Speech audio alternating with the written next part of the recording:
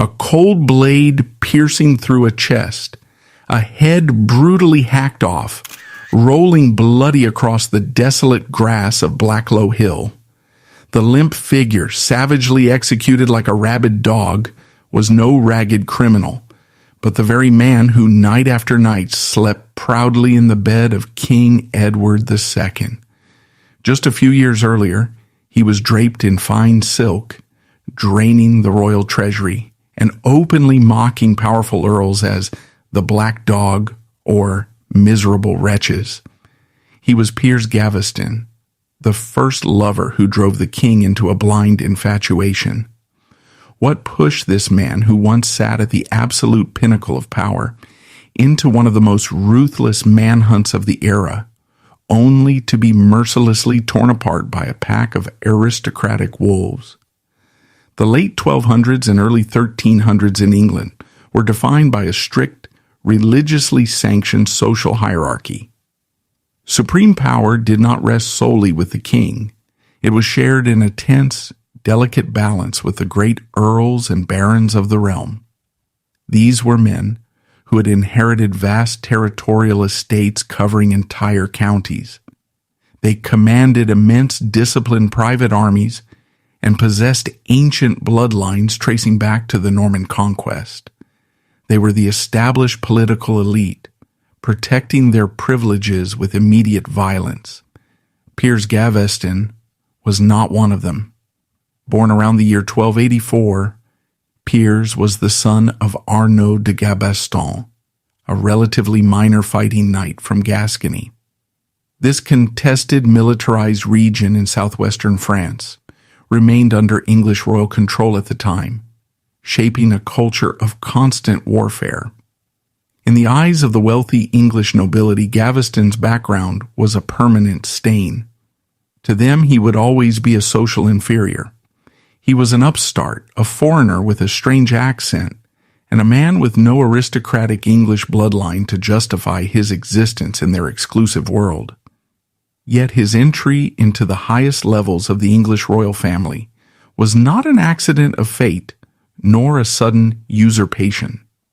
It was deliberately orchestrated by one of the most formidable monarchs in all of English history, King Edward I. History knows King Edward I by a darker, descriptive moniker, Edward Longshanks. He was also widely recognized across Europe as the Hammer of the Scots. King Edward I was a towering and aggressive warrior king who spent his adult life practically in the saddle. He crushed rebellions in the mountains of Wales and launched sweeping campaigns to subjugate Scotland, governing through sheer martial force and cold political calculation. But his eldest surviving son, Prince Edward of Caernarfon, was a daily disappointment to the intimidating sovereign. The young prince was simply not a natural warrior. Possessing the towering height and strength of his father, he lacked the martial ruthlessness. Contemporary chroniclers note that the prince preferred the refined arts, loving music and poetry, while enjoying rustic, commoner activities like rowing on the river, digging ditches, and thatching roofs. He lacked the calculating political malice and the aggressive energy that his father firmly believed were essential for a future King of England to survive. Seeking to toughen his son up and inject a dose of martial reality into the prince's life, King Edward I made a fateful decision. Around the year 1300, the king brought the teenage Piers Gaveston into the royal household to serve in the prince's immediate retinue. Piers Gaveston was everything the young Prince Edward was not. The Gascon knight was athletic, confident bordering on arrogance, and quick-witted with a biting sense of humor. Crucially, he was a highly capable combatant in the violent tournament lists of Europe. The old king hoped that Gaveston's martial energy would rub off on the artistic prince. He wanted Gaveston to teach the future king how to fight, how to command a room, and how to transform into a hardened man. The king's plan backfired in a spectacular, devastating way. Prince Edward did not simply learn to emulate the confident Gascon knight.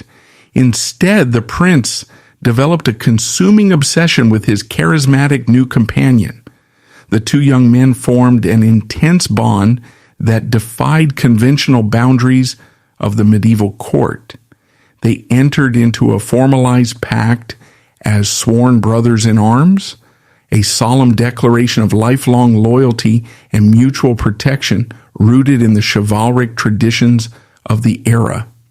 They swore to share their wealth, defend each other against earthly enemies, and bind their destinies together in front of witnesses. However, modern historians and the scandalized contemporary chroniclers of the 14th century agree that this relationship went far beyond a political alliance or platonic brotherhood. It was a deeply passionate and explicitly sexual relationship. Prince Edward found in Piers Gaveston a source of unwavering strength, emotional comfort, and validation that he had never received from his distant father. The prince became psychologically dependent on the Gascon, and Gaveston rapidly became the center of the future king's universe. For a time, the old king tolerated the friendship, recognizing Gaveston's martial skill, but this blinding emotional dependency quickly mutated into a visible political crisis. By 1307, the young prince committed a catastrophic political overreach. Driven by his devotion, Prince Edward approached his father and boldly asked him to permanently carve out the wealthy, strategically vital royal territory of Ponthieu in France, intending to grant it to Piers Gaveston as an irrevocable personal gift. King Edward I exploded in a fit of unbridled rage. According to the chronicles of the time, the old king did not simply yell, he leaped from his seat and attacked his own adult son. Grabbing the prince while shouting a torrent of abuse, the king tore handfuls of hair directly from the young man's head, enraged that the boy was trying to give away the kingdom before he even inherited it. The old king's reaction to this perceived trickery was swift and definitive. He banished Piers Gaveston from England, ordering him back across the Channel to France. Furthermore, he forced the terrified Prince Edward to swear a solemn oath on holy relics, binding the young man never to recall Gaveston to the English court without explicit royal permission. It was an agonizing separation that left the young prince emotionally devastated. The old king believed he had successfully severed the toxic dependency and saved the future of the crown. But King Edward I was an old man, and his long, blood-soaked reign was coming to an end. Just a few short months later, in the summer of 1307, the hammer of the Scots finally fell. King Edward I died of severe dysentery while on a harsh military campaign in the muddy north, trying once again to subjugate Scotland. The crown passed to his grieving son, who was now elevated as King Edward II of England. The very first executive act of the new king was not to secure his unstable northern borders against the rising Scottish threat of Robert the Bruce, nor was it to address his heavily armed nobles to secure their vital political loyalty. His very first act was to publicly tear up the solemn oath he had made to his dying father. King Edward II sent frantic word across the English Channel, completely ignoring the advice of his royal council to recall Piers Gaveston back to England without a moment's hesitation. This singular moment marks the beginning of the end. King Edward II did not just welcome his exiled favorite back to the English court. He essentially handed the lowly Gascon knight the keys to the entire kingdom. The new king elevated Piers Gaveston to the prestigious earldom of Cornwall. The explosive outrage caused by this specific elevation becomes instantly clear when examining the traditional prestige of the earldom of Cornwall. It was not just a title on a piece of parchment. It was an incredibly wealthy territorial holding, complete with lucrative tin mines and SPR, sprawling agricultural estates generating staggering revenue. More importantly, it was a title historically reserved exclusively for direct members of the immediate royal family, usually given to the king's own brother or his second son. Handing the earldom of Cornwall to a lowly, foreign-born Gascon knight was an unforgivable insult to the entire English nobility. It was viewed as a blatant corruption of the natural social order. King Edward II, blinded by devotion, did not stop there. To further secure Gaveston's untouchable position at court, the king arranged a controversial marriage, forcing Gaveston to wed Margaret de Clare. Margaret de Clare was not a minor noblewoman. She was the king's own biological niece and the sister to the powerful Earl of Gloucester. By forcing this specific marriage, Edward was legally binding his lover directly into the sacred royal bloodline, compelling the highest lords in the land to treat the upstart Gaveston as a legitimate member of the royal family. With his immense new wealth and unassailable status, Piers Gaveston essentially became the unavoidable gatekeeper to the King of England. If the established earls wanted a lucrative land grant, desired military titles, or simply needed a formal audience with the monarch to discuss state business, they could not approach the king directly. They had to go through this foreign upstart. Gaveston held a suffocating monopoly on royal access, effectively cutting the traditional power brokers entirely out of the daily functioning of the English government. While this sweeping consolidation of power alone was enough to ignite a political crisis, Gaveston accelerated his own downfall through his relentless public arrogance. He possessed absolutely zero political survival instincts. Gaveston was not a quiet, behind-the-scenes manipulator. He was loud, flamboyant, and gleefully enjoyed publicly humiliating the powerful men who despised him.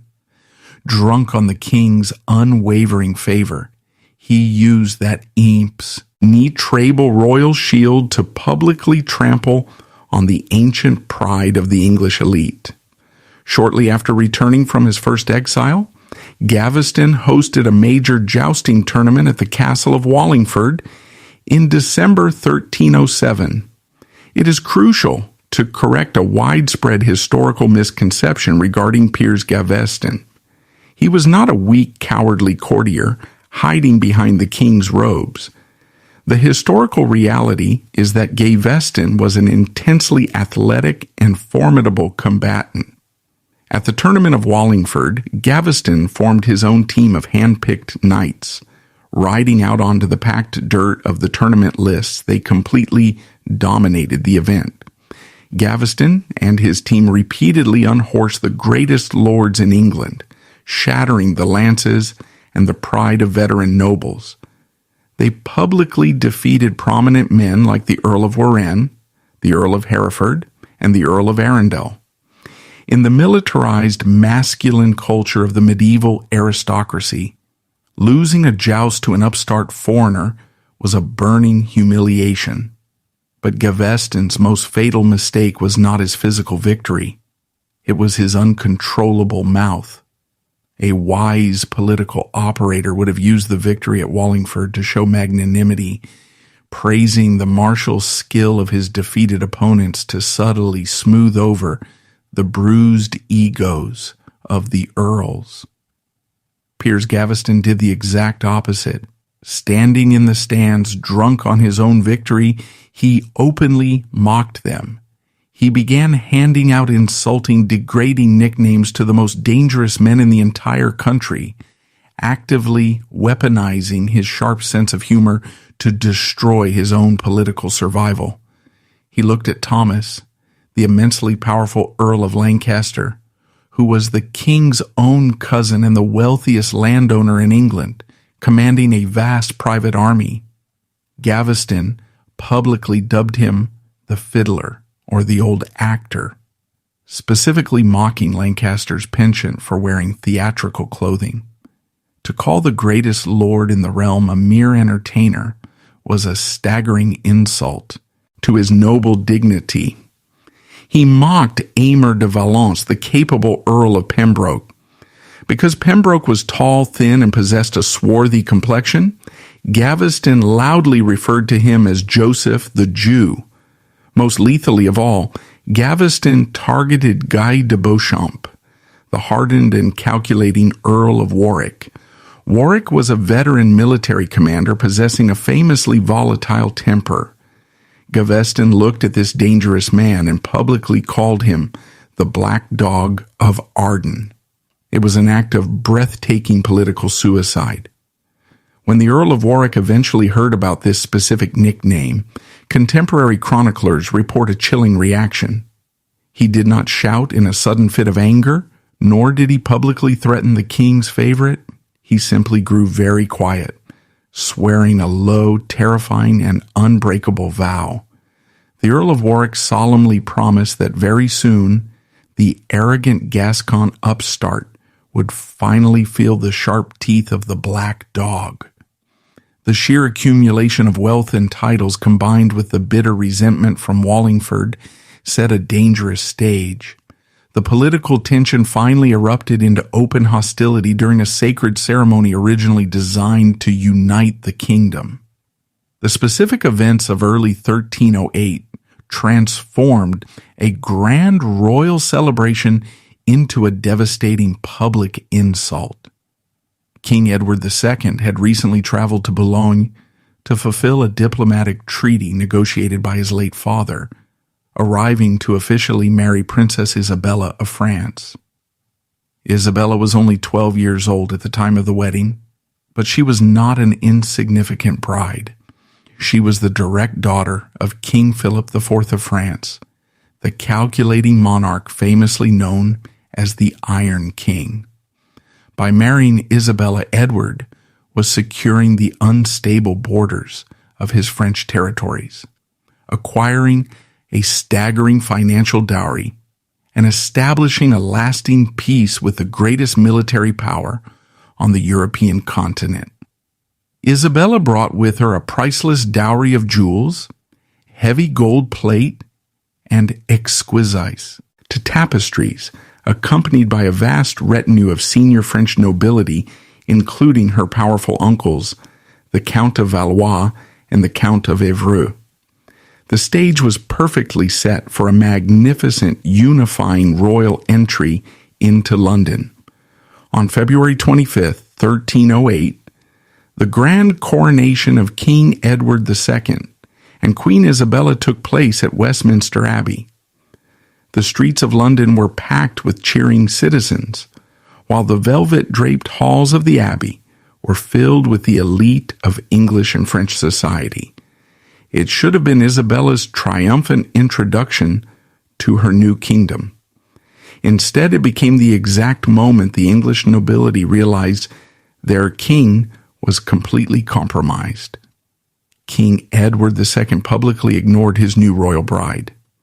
From the moment the ceremony began, the king's eyes were fixed entirely on one single man, spending the entire sacred event fawning over his recently recalled favorite, Piers Gaveston.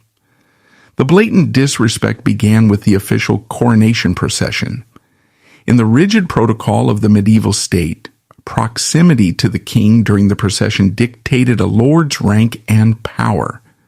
The greatest honors, such as carrying the royal swords or the king's golden spurs, were strictly reserved for the highest-ranking earls of the realm.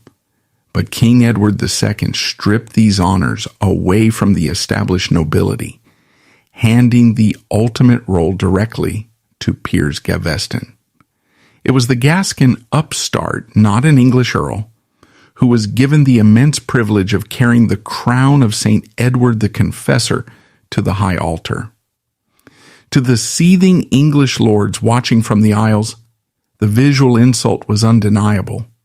Yet Gaveston compounded the political injury with an arrogant visual statement of his own. He did not dress with the respectful modesty expected of a king's servant. Piers Gaveston stepped into Westminster Abbey draped head to toe in heavy, shimmering royal purple silk. In the 14th century, purple was not merely a color. It was a restricted visual status. Symbol? It was sumptuary law made manifest, strictly and exclusively reserved for direct members of the immediate royal family. For a minor knight to wear it at a state coronation was a breathtakingly arrogant declaration, visually proclaiming to the entire world that he was the king's true partner, equal to the monarch himself. He effortlessly outshone the king, entirely eclipsing the young queen. But the humiliation of Queen Isabella did not end at the high altar. The true diplomatic disaster occurred at the lavish coronation banquet that immediately followed. During the feast, the strict protocols of the medieval court completely broke down. The food was served late, the seating arrangements were chaotic, but the most glaring offense was the behavior of the king. Edward II did not sit quietly with his new bride, offering her food from his plate, as was customary. Instead, he directed all of his attention, conversation, and affection toward the Earl of Cornwall. Then the French delegates noticed the jewelry. King Edward had taken the magnificent wedding gifts and exquisite jewels provided by the French royal family, gifts explicitly intended for the young Queen Isabella, and had simply given them away. Piers Gaveston was brazenly flaunting the Queen's own jewelry at the banquet. The French relatives of the bride were viscerally disgusted. The Count of Valois and the Count of Évreux watched a foreign upstart, wearing the wealth of the French crown, while their young niece sat ignored and humiliated. The diplomatic incident was severe. The French delegates walked out of the banquet in protest, returning to Paris to inform the Iron King of the profound disrespect shown to his daughter. The English lords were equally furious. They were not merely angry on behalf of the young queen, they were seething at the public humiliation of their entire nation. The king was actively destroying their international standing for the sake of a single favorite. By the end of the spring, F1308, the ruling class of England was entirely alienated. The ancient nobility had reached the very end of their patience, looking at the royal court and realizing that their king was hopelessly compromised. Their laws were being ignored, their international diplomacy was in ruins, and their nation was being run by a flamboyant parasite.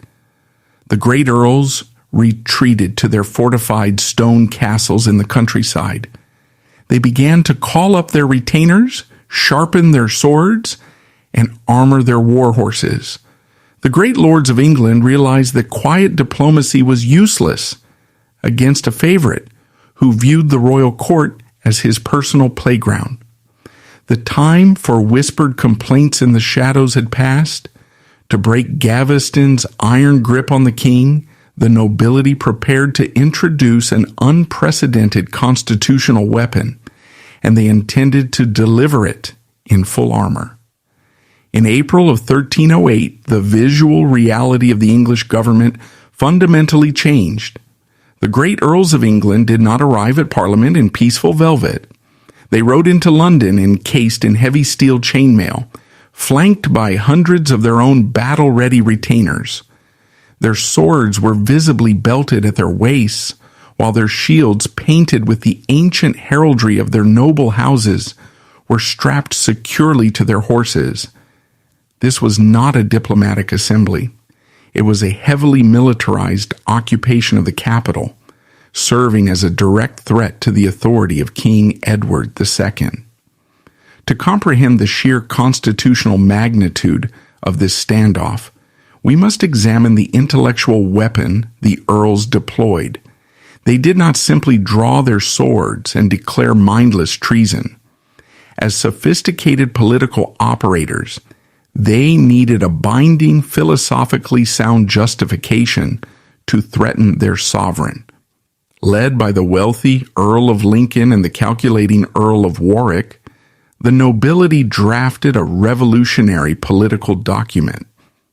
Many constitutional historians point to this exact moment as the birth of a controversial legal theory known as the doctrine of capacities. The earls stood before King Edward II and coldly declared that their sacred oath of loyalty was not owed to the flawed human being sitting on the throne. Instead, their loyalty was owed exclusively to the abstract, eternal institution of the crown itself. The implication of this doctrine was devastating. The earls argued that if the monarch was acting in a manner that harmed the abstract crown, by allowing a foreign parasite like Piers Gaveston to bankrupt the treasury and insult the nobility, then the earls possessed the legal duty to step in. They claimed the right to forcefully separate the king from his destructive favorite, using military violence if necessary. It was a constitutional earthquake. The earls were successfully justifying armed rebellion. They delivered a blunt ultimatum to King Edward II, demanding the immediate permanent exile of Piers Gaveston. If the king refused, the earls heavily implied that they would withdraw their allegiance, ignite a civil war, and potentially depose the king entirely. King Edward II was cornered. He was a new monarch, possessing no standing professional royal army capable of defeating the combined private forces of Lancaster, Warwick, and Lincoln.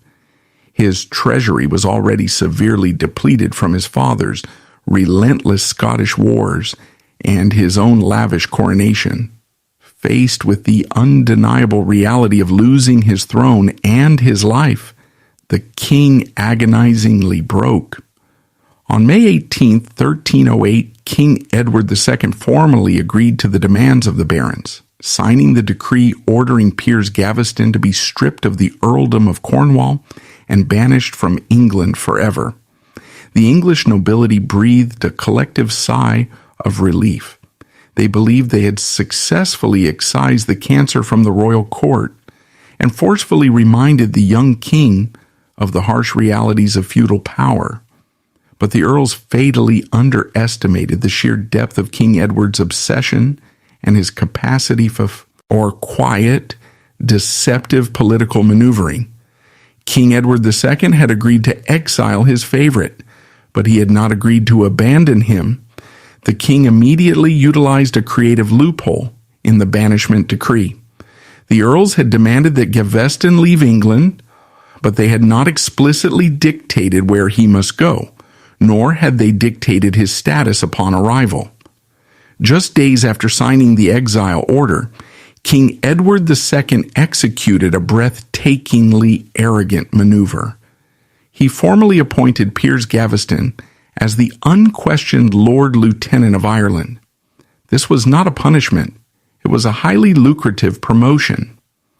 Ireland in the early 14th century was a wild and dangerous frontier territory.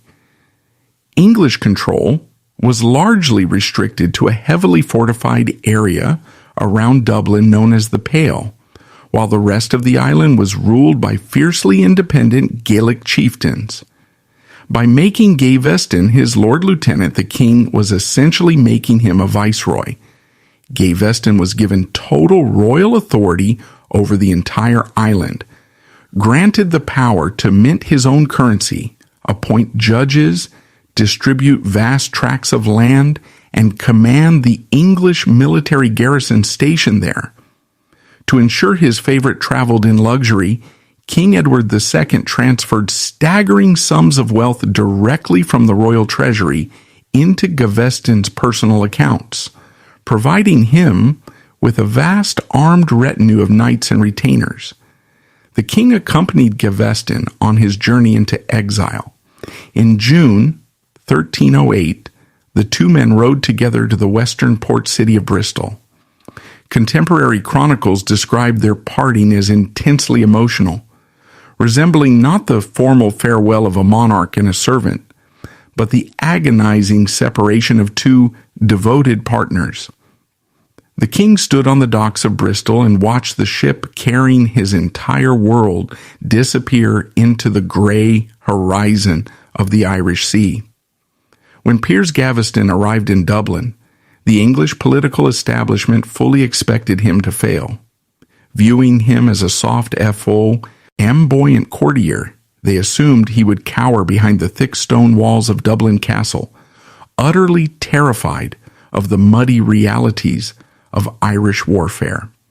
They expected the fierce Gaelic chieftains to rapidly overwhelm his forces and humiliate him on the battlefield.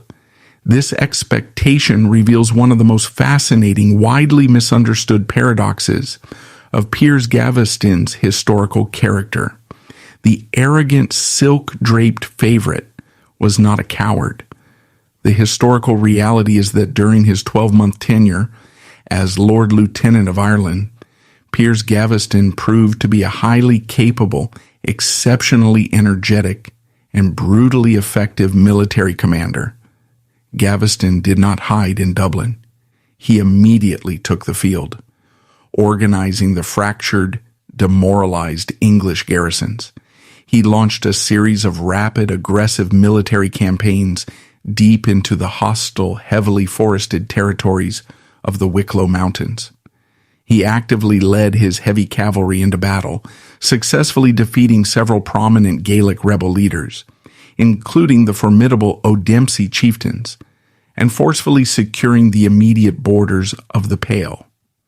Furthermore, he proved to be a surprisingly competent administrator. He ordered the rapid reconstruction of vital fortifications like Castle Kevin, firmly re-establishing the presence of English royal authority in contested zones. He hosted structured tournaments in Dublin, effectively utilizing royal pageantry to project strength and enforce loyalty among the fractured Anglo-Irish nobility. Piers Gaveston genuinely possessed the fundamental skills required to be a formidable medieval lord. His record demonstrates exceptional bravery alongside acute tactical intelligence, bringing a relentless administrative energy to his role in Ireland. When entirely removed from the toxic, jealous environment of the English royal court, he thrived. But he fatally lacked the one singular trait necessary for survival in the 14th century: political humility.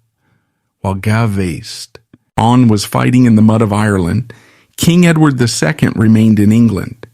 The king was paralyzed by grief, showing no interest in governing his nation, his teenage queen, or the highly organized armies of Robert the Bruce, who was actively dismantling English strongholds across Scotland. King Edward II cared about only one thing: dedicating the entire apparatus of the English state to a single goal: bringing Piers Gaveston back home. The king launched a relentless, systematic, and ruinously expensive campaign of domestic and international bribery. Approaching the great earls of England one by one, he exploited their personal rivalries and unending greed for land. He granted vast royal estates to his enemies and offered them powerful hereditary administrative titles, essentially purchasing their political silence with the wealth of the crown. Simultaneously, the king deployed his most brilliant diplomats to the papal court at Avignon. When Gaveston had been exiled, Archbishop Robert Winchelsea attached a severe condition to the banishment, formally decreeing that if Gaveston ever returned to England, he would face the ultimate spiritual weapon of the medieval church: automatic excommunication. King Edward II relentlessly pressured Pope Clement V, utilizing the immense diplomatic weight of the English crown and vast sums of gold to force the Pope to intervene. In early 1309, the Pope yielded, formally lifting the threat of excommunication. The legal and spiritual barriers had been systematically dismantled by the king's obsessive dedication. In the summer of 1309, a tense, uneasy parliament was convened at Stamford.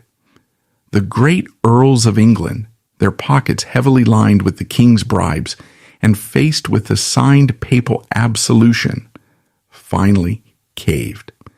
They formally agreed to allow Piers Gaveston to return to the Kingdom of England. It was an unprecedented political victory for King Edward II, having successfully outmaneuvered the combined might of the English nobility. In July 1309, the king rode frantically to the city of Chester to meet his returning favorite. Contemporary accounts state that the king wept with unrestrained joy, throwing his arms around the Gascon knight and welcoming him back into the center of royal power. The political establishment held its breath. The earls cautiously hoped that the harsh reality of his forced exile had fundamentally changed Piers Gaveston, expecting that facing destruction had taught him a severe lesson in political humility. They were catastrophically wrong. Piers Gaveston had learned absolutely nothing from his banishment. In fact, the exile had fatally validated his worst, most arrogant instincts. Looking at his victorious military campaigns in Ireland and realizing that the King of England had bent the complex legal structure of the state simply to bring him back, Gaveston genuinely believed he had personally defeated the English nobility. He believed his position was now magically unassailable. The arrogance did not merely resume, it was massively amplified.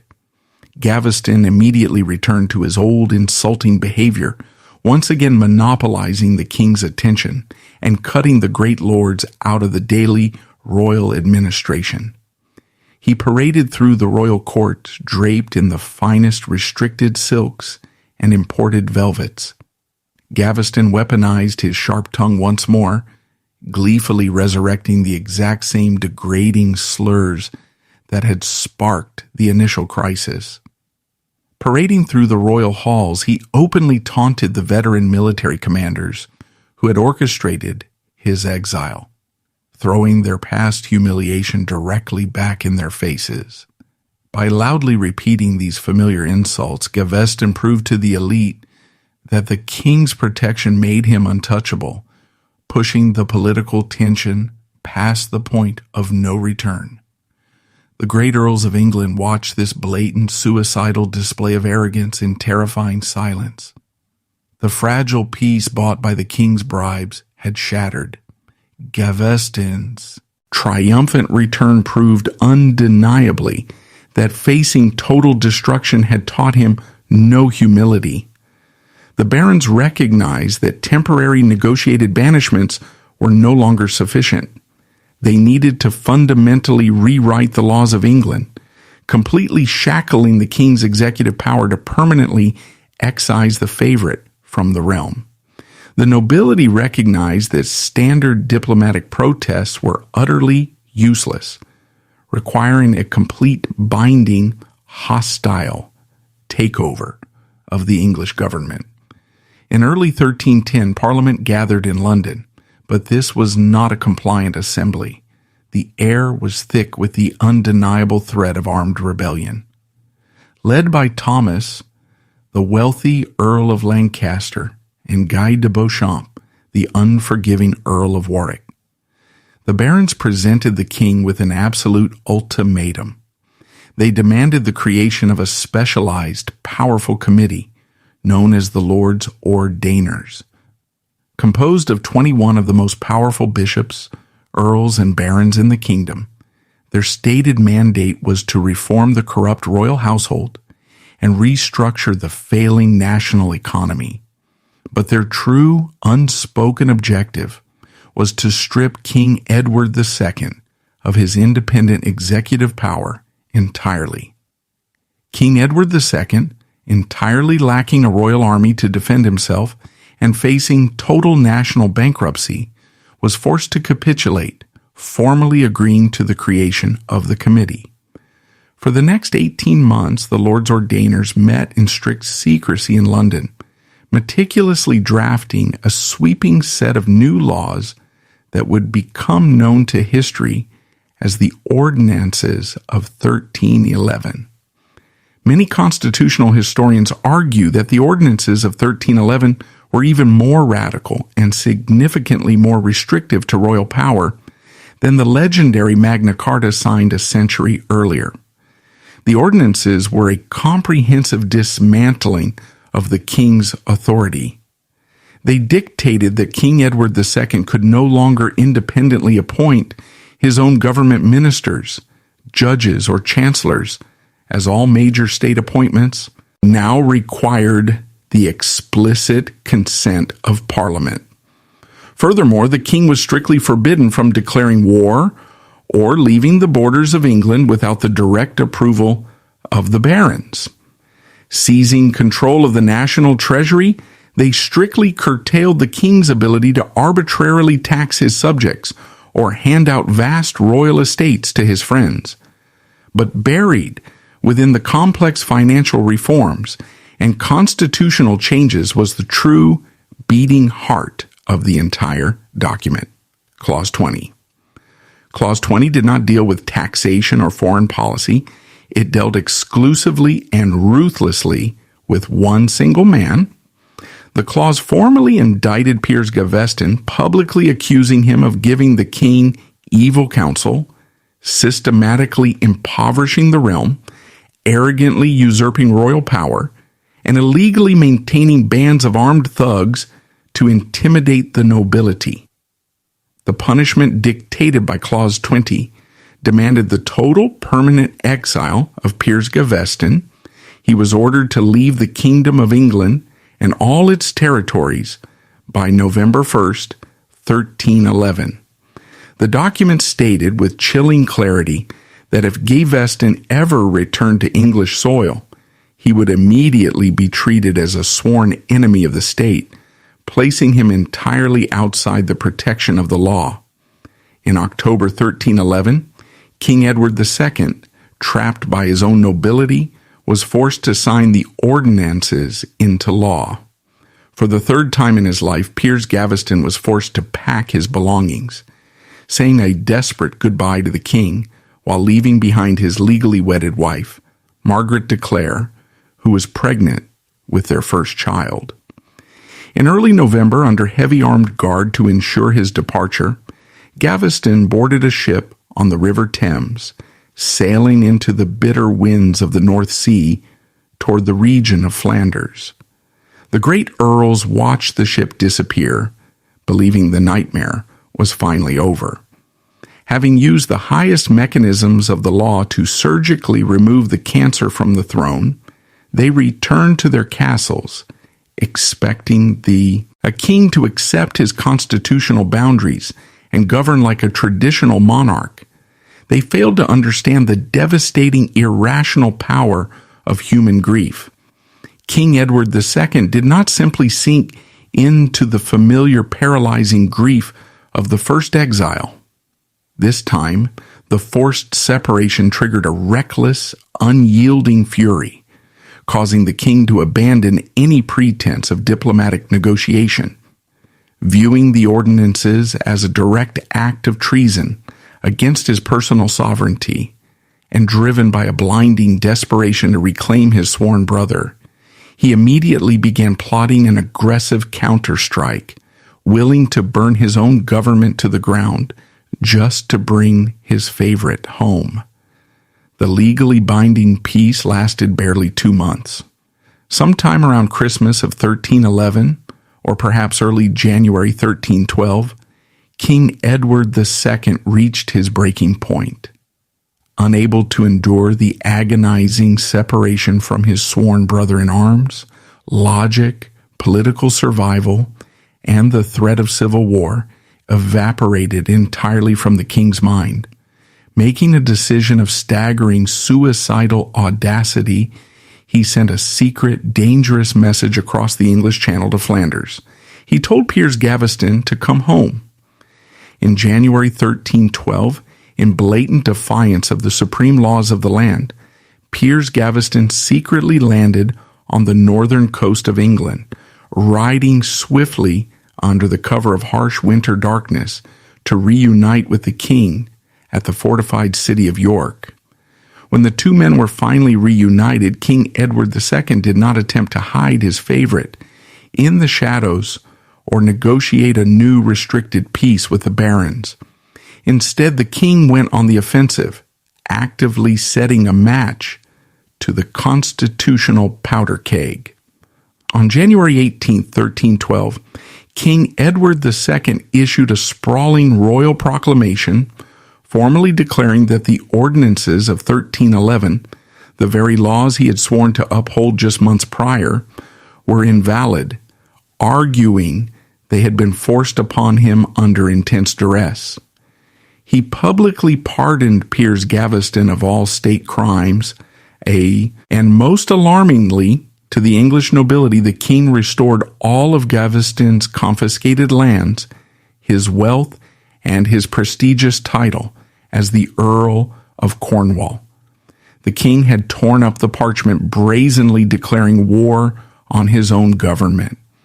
When news of Gaveston's illegal return reached the great lords in the south, the reaction was not merely anger, it was cold, unified resolve.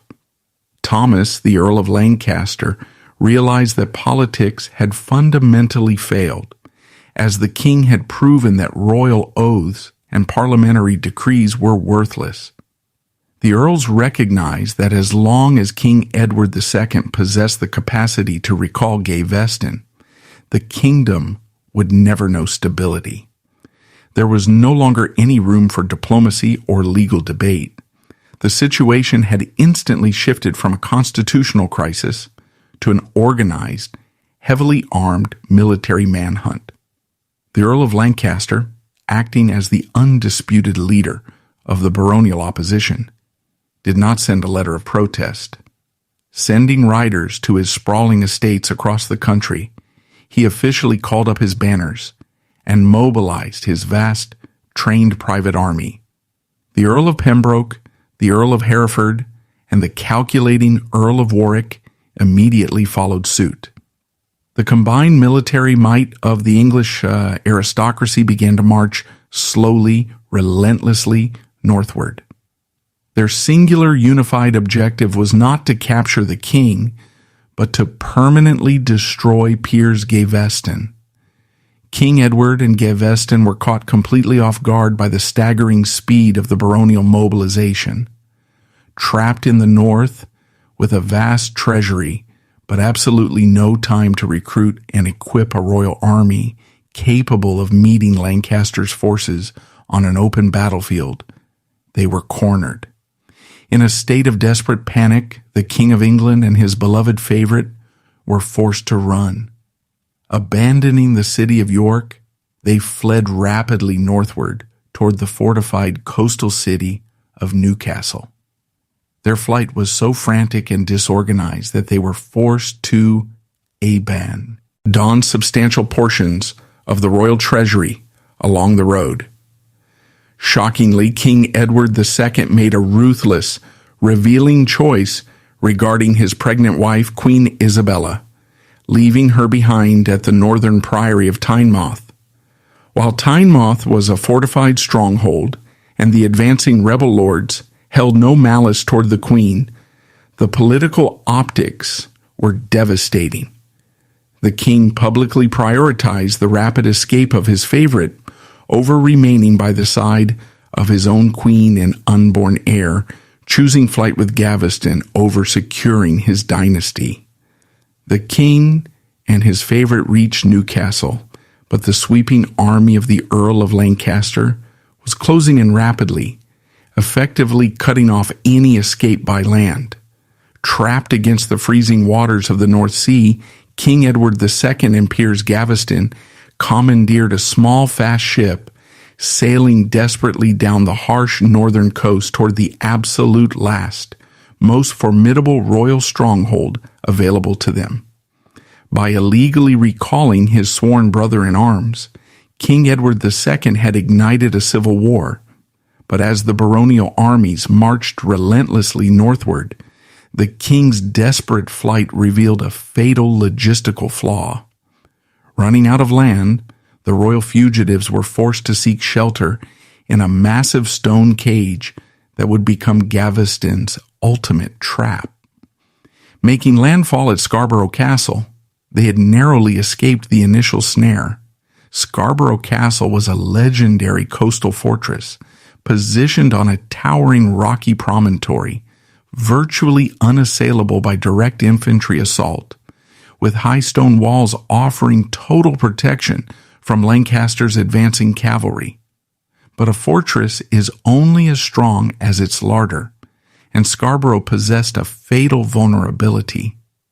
In their frantic panic to escape the advancing rebel army, the king and his favorite had failed to properly provision the castle. Scarborough was devoid of adequate food stores, lacking salted meats, reserves of grain, and fresh supplies necessary to sustain a garrison through a prolonged military blockade. King Edward II looked at the thick stone walls and recognized a chilling truth. They had locked themselves in an impregnable, starving cage. The king was forced to make an agonizing, heartbreaking tactical decision. Unable to remain trapped in Scarborough with Gaveston, knowing that if captured by his own rebel lords, the constitutional crisis would mutate into a forced abdication, he also desperately needed to raise a royal army to break the coming siege. The king and his favorite were forced to separate. Historical records suggest this parting was intensely emotional, driven by the desperate hope that the king could return with enough military force to save his sworn brother-in-arms. King Edward II rode out of Scarborough's gates, traveling swiftly toward York to frantically recruit loyalist troops. Piers Gaveston was left alone behind the heavy oak doors of Scarborough, now the sole commander of a starving garrison, waiting for a royal rescue that simply would not come. The baronial forces did not delay. The Earl of Lancaster, demonstrating cold strategic delegation, remained in the north to block the king's movements, while dispatching 2 veteran military commanders to handle the siege of Scarborough. He sent Aymer de Valence, the capable Earl of Pembroke, the man Gaveston had mockingly dubbed Joseph the Jew, and John de Warenne, the powerful Earl of Surrey. Arriving at the high cliffs of Scarborough with a heavily armed force, Pembroke and Surrey took one look at the towering stone walls and made a calculated military decision. They did not order a bloody frontal assault or attempt to scale the cliffs. Setting up fortified camps, they blockaded all roads leading into the castle, secured the harbor to prevent any resupply by sea, crossed their arms, and patiently waited for the Gascon upstart to starve. The siege lasted for barely 2 weeks. Inside the cold, damp walls of Scarborough, the situation irreversibly deteriorated. Without provisions, the morale of the garrison collapsed. Piers Gaveston, the flamboyant Earl of Cornwall, was reduced to a desperate, starving man, realizing with terrifying clarity that King Edward II had failed to raise an army, as no royal banners appeared on the horizon.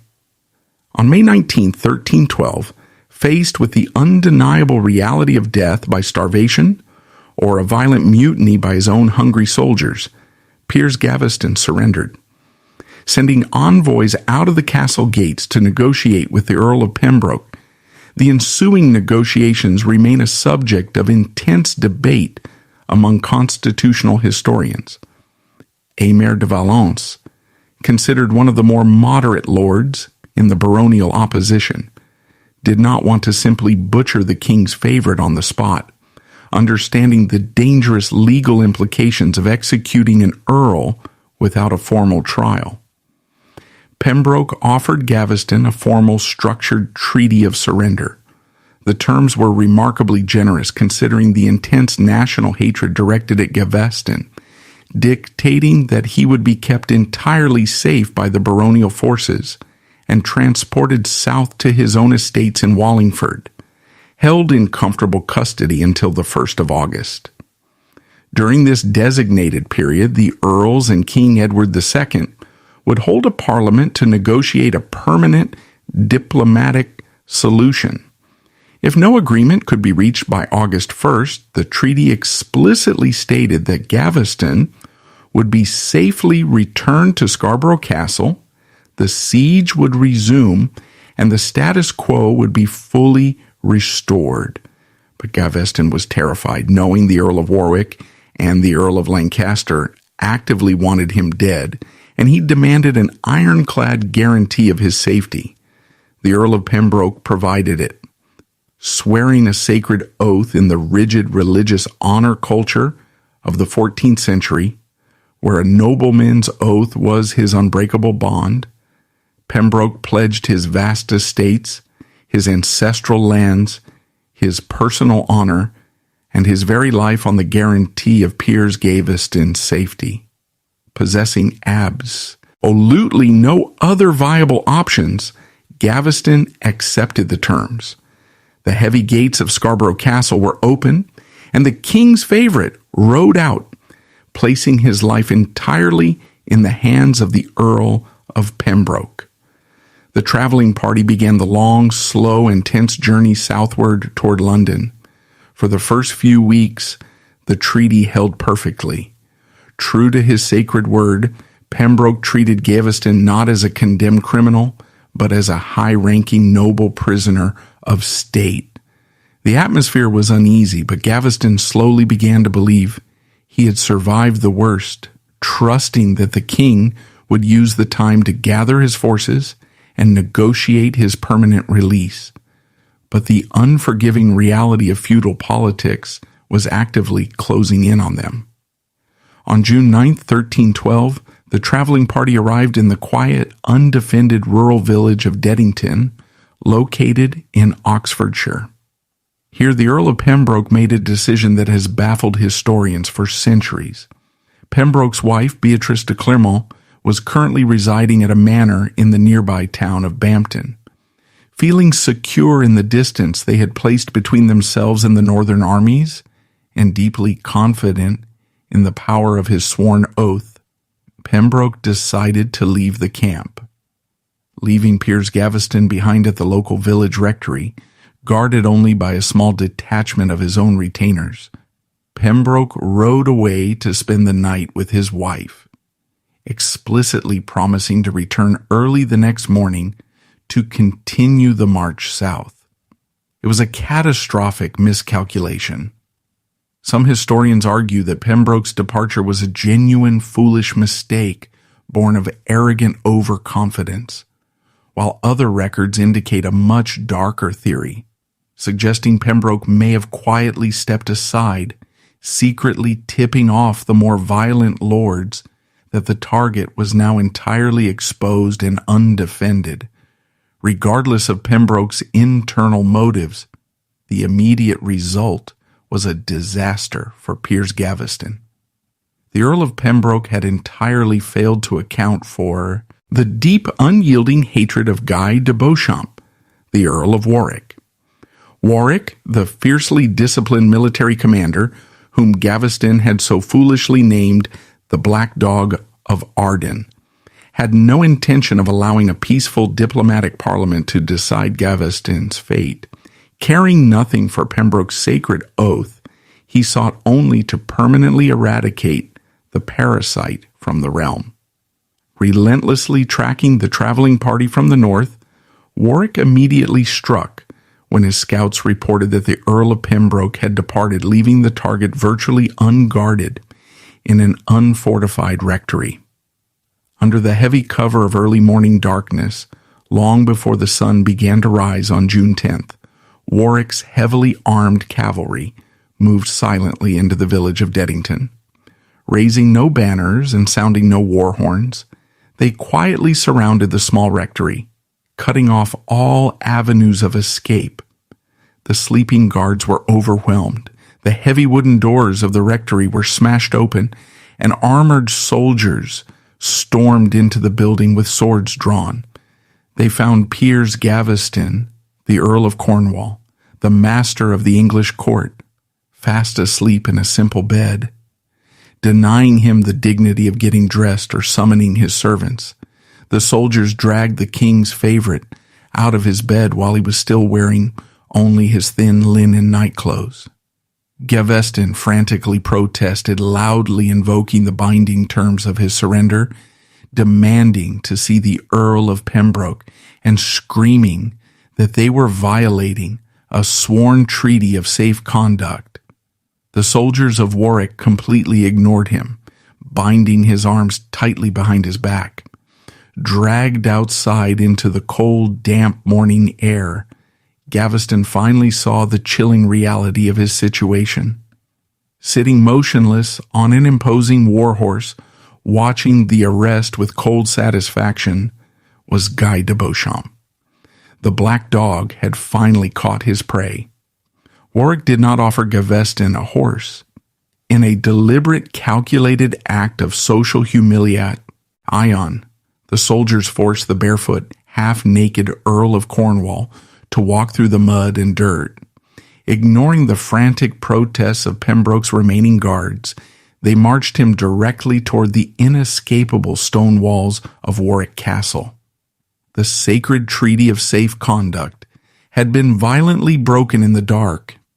Piers Gaveston was no longer a protected prisoner of state awaiting a formal parliamentary trial in London. He was a helpless captive in the hands of the very man he had so arrogantly mocked. As the heavy iron gates of Warwick Castle closed behind him, the legal system of England was suspended, immediately replaced by the cold reality of aristocratic revenge.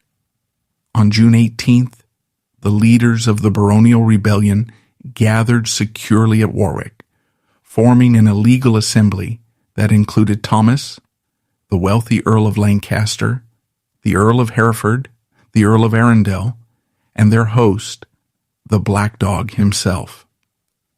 This gathering was not a trial. It was a kangaroo court of the highest aristocratic order. The great earls of England knew exactly what would happen if they honored the original treaty. If they allowed Gaveston to be transported safely to London for a formal parliamentary trial, they would lose control of the situation.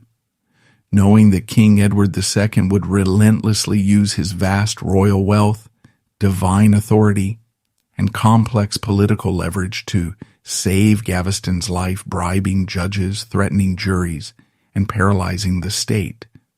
Their internal logic was brutal and coldly straightforward. The chilling mood of that dark room was perfectly summarized by a famous cynical phrase. Many historical chroniclers report that one of the veteran lords looked at the others and plainly stated, "If you let the fox go, you will have to hunt him again." Unable to afford another exile or another civil war, they made a unified decision, formally condemning Piers Gaveston to death entirely, without a judge, without a jury, without a legal defense, and without the explicit consent of the reigning king. The execution of Piers Gaveston on the damp morning of June 19th, 1312, was meticulously stripped of all aristocratic solemnity. It was not a formal state execution, but a gangland assassination, a visceral act of violence explicitly designed to tear away every last ounce of the favorite's remaining dignity. Gaveston was not given the basic respect of a raised wooden scaffold, nor was he granted the traditional comforting presence of a priest for his final confession. Roughly stripped of his expensive clothes, his hands were bound painfully tight behind his back with coarse rope. The lords then forced the magnificent, athletic Earl of Cornwall to mount a sickly, broken-down old mule. Parading him in this pathetic, humiliated state, they marched him for 2 miles away from the heavy stone walls of Warwick Castle to a lonely, grassy incline called Blacklow Hill.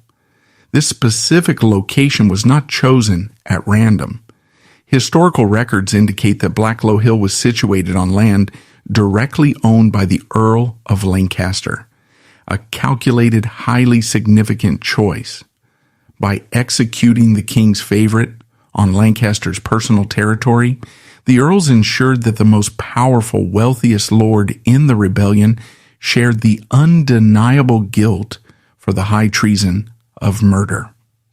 When the armed procession finally reached the top of the hill, the arrogant, seemingly untouchable favorite finally broke. The undeniable reality of his immediate death stripped away years of flamboyant bravado, reducing the Gascon knight to a sobbing, desperate wreck. Throwing himself to his knees on the rough, damp weeds, Gaveston looked up at Thomas, the Earl of Lancaster, the very man he had so mockingly dubbed the Fiddler, and frantically begged for his life, pleading for a single shred of Christian mercy. The Earl of Lancaster simply looked down at the weeping man, his face like unyielding stone, and slowly turned his back, considering it entirely beneath their noble dignity to execute a foreign upstart themselves, and eschewing a professional headsman.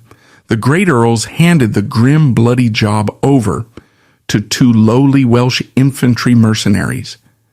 The execution that followed was messy, agonizing, and brutal.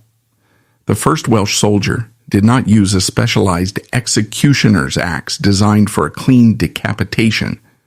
Drawing a standard pointed infantry sword, he stepped forward and drove the heavy steel blade straight through Piers Gaveston's chest and abdomen, sinking it to the hilt. Gaveston collapsed backward onto the wet grass, thrashing in the dirt and choking on his own blood, dying of massive internal trauma and immediate physiological shock. But because of his exceptional physical constitution, he was not yet dead. While the king's beloved favorite was still agonizingly alive and fully conscious of the horror, the second mercenary stepped in to finish the job. Because a standard infantry sword simply does not possess the weight or broad cutting edge of an axe, the soldier could not sever the neck in one clean, merciful swing. Grabbing Gaveston violently by his hair, the soldier pulled the dying man's neck taut and began clumsily hacking and sawing at his throat. Grinding the blunt steel blade through the thick muscle cartilage and heavy bone of the spine over and over again, the head finally completely tore free from the body. Satisfied that the fox was dead, the great lords of England mounted their war horses. Providing no wooden coffin and arranging no proper Christian burial, they simply turned and rode away. The mutilated, decapitated corpse of the king's favorite was abandoned in the dirt, left to the elements, scavenger birds, and wild dogs. The body lay there on Blacklow Hill for hours until a few brave Dominican friars, taking profound Christian pity on the ruined man, crept quietly out of the nearby woods. Gently retrieving the severed head, they roughly stitched it back onto the bloody neck with a simple needle and thread, carefully carrying the body away to Oxford for a temporary, secret embalming. The murder on Blacklow Hill was a devastating, unprecedented humiliation for King Edward II. The nobility had successfully proven that divine royal authority meant absolutely nothing in the face of organized baronial military power, butchering the single man the king loved more than his own crown, and boldly daring the monarch to do something about it. When the horrific news finally reached King Edward II, he was shattered. Contemporary chroniclers universally report that the king wept uncontrollably, initially descending into a state of profound, paralyzing grief. But over time, that blinding grief slowly mutated, hardening into a cold, obsessive, and patient need for sweeping revenge. Playing a remarkably long, deceptive political game, King Edward II bided his time. Slowly and systematically rebuilding his royal forces, he actively exploited the growing divisions among the rebel lords, methodically isolating his enemies over a span of 10 years. Finally, in 1322, the king struck, successfully outmaneuvering the forces of the Earl of Lancaster. At the Battle of Boroughbridge, he captured the man who had ordered Gaveston's death, showing no mercy as he had his own cousin beheaded in front of a cheering crowd. But the king had learned nothing from the profound tragedy of his first favorite. The emotional void left by Piers Gaveston was simply filled by a new, far more dangerous favorite, Hugh Despenser. Despenser was vastly different from the flamboyant Gascon. Where Gaveston was merely arrogant and politically foolish, Despenser was genuinely cruel, calculating, and ruthlessly ambitious.